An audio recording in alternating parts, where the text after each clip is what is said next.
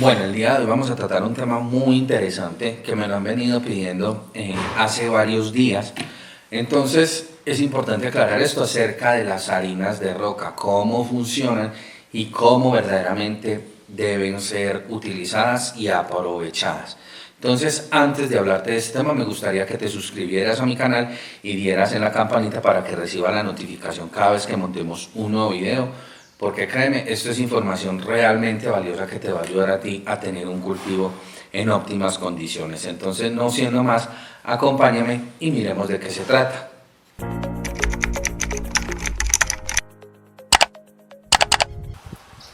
Hola, ¿qué más? Les habla tu agrónomo virtual y bueno, espero que esos cultivos estén sanos, atractivos, rentables, sostenibles, mejor dicho, que la estén rompiendo con esas cosechas y sobre todo estén generando mucho empleo. El día de hoy vamos a tratar un tema que me han pedido mucho en los últimos días, en el transcurso de todo lo que tiene que ver con fertilización y elementos, el potencial de las harinas de rocas. Entonces vamos a hablar un poquito de qué se trata y qué aspectos debemos tener en cuenta con estas harinas de roca, ¿sí? Últimamente, pues las harinas de roca ha estado, por decirlo así, en un boom o muy de moda en los cultivos de producción más limpia, porque pueden llegar a aportar muchos nutrientes o todos los nutrientes esenciales que necesita la planta. Pero entonces vamos a ver el día de hoy qué tan cierto es y cómo podemos sacarle el máximo provecho a estas harinas de roca, porque es algo muy bueno si se sabe utilizar. Entonces vamos a empezar por el principio. ¿Qué es una harina de roca? ¿Proviene de dónde? De una roca, ¿sí? Las rocas normalmente, ¿qué contienen? Las rocas contienen muchos minerales, ¿sí? Pero un aspecto que debemos tener en cuenta de estas rocas, sí, tienen muchos minerales. Sin embargo, ¿qué es lo que sucede? Que las rocas son insolubles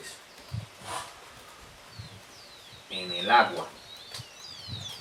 Entonces, partiendo de acá, si una roca fuera soluble en agua, pues la roca no existiría ni siempre estarían aprovechadas por la planta, ¿sí?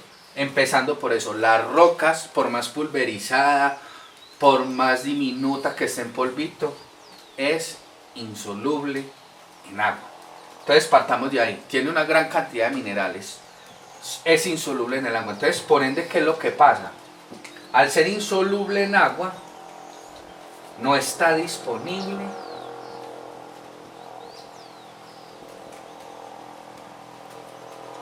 para la planta.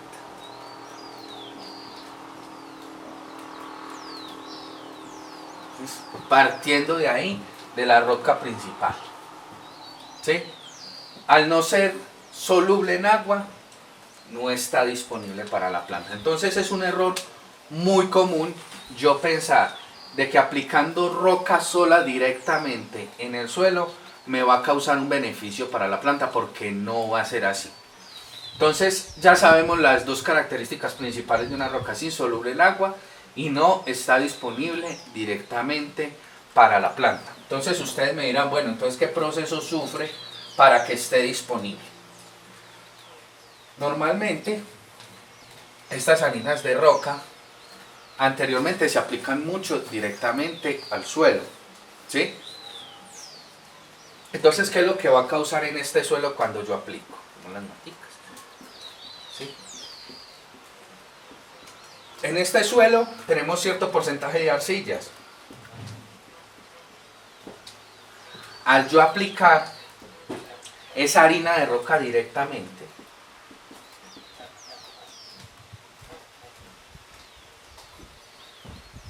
inicialmente, ¿qué va a pasar? Voy a aumentar este porcentaje de arcillas, ¿sí?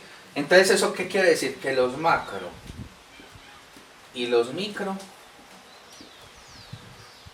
se me reducen. Me reduce los microporos, que es donde está la disponibilidad de agua y nutrientes, y los macro, el aire. Entonces se me va a dificultar más un poco el crecimiento en la planta.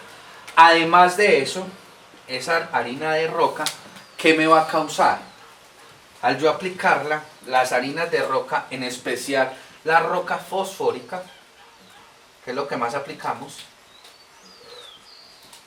tiene dos elementos que son relativamente tóxicos para las plantas y para los humanos, que es el flúor y el cadmio. En su estado natural. ¿Qué es lo que pasa? Obviamente, el suelo tiene ciertos microorganismos que van a intentar solubilizar esta harina, esas partículas pequeñas, pero tengo que tener en cuenta algo. No me va a funcionar sola, porque sola tiene muy pocos nutrientes. Sí tiene potasio, tiene fósforo, pero es muy pobre en los demás nutrientes, como digo, de manera sola.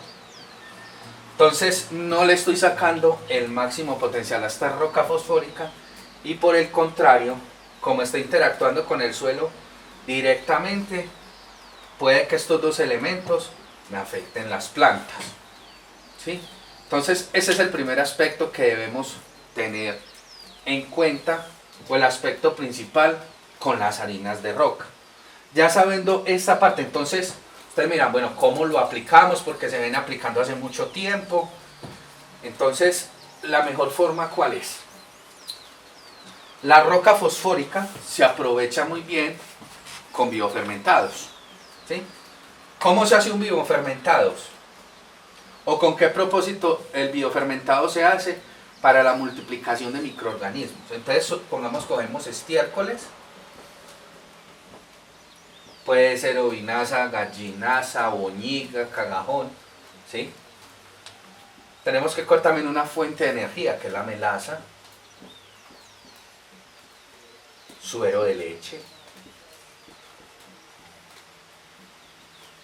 y otras cosas. ¿Cuáles son esas otras cosas, por ejemplo? Hojarascas de la finca. Aquí le decimos cuchucu de maíz.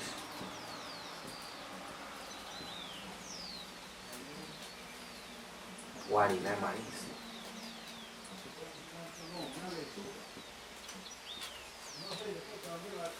Esto se realiza con qué propósito?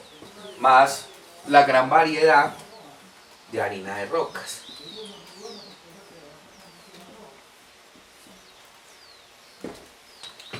¿Esto con qué propósito? Con el propósito de que todo esto me va a crear unos microorganismos, muchísimos microorganismos. ¿Y qué es lo que va a pasar con todos esos microorganismos?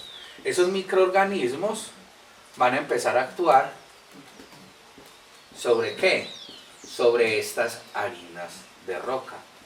Obviamente, esta harina de roca tiene que estar muy bien que pulverizada. Entonces todos esos microorganismos, todos esos minerales, todos esos nutrientes que son insolubles, los microorganismos me los van a volver ¿qué? Solubles.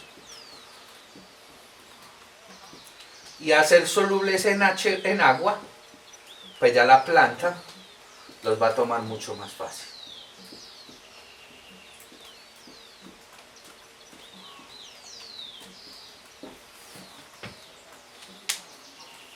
Entonces, la harina de roca no es que sea malo, no, en absoluto.